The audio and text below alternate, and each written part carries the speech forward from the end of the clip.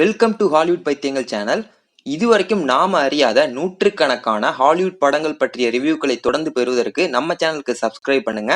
இந்த வீடியோவில் நாம ரீசெண்டாக ரிலீஸ் ஆன லாக்டு 2025 மூவி பற்றி தான் பார்க்க போகிறோம். வாங்க வீடியோக்குள்ளே போகலாம். படத்தோட ஹீரோ ஒரு திருடன் கார்ஸை திருட ட்ரை பண்ணுறாரு. அப்போது ஒரு ராயலான ஒரு கார் கிடைக்குது. ஓப்பனாக இருக்குது. திருடுறாரு, உள்ளே உட்கார்றாரு. ஆனால் இங்கே தான் படமே ஸ்டார்ட் ஆகுது. அவர் மாட்டிக்கிறாரு.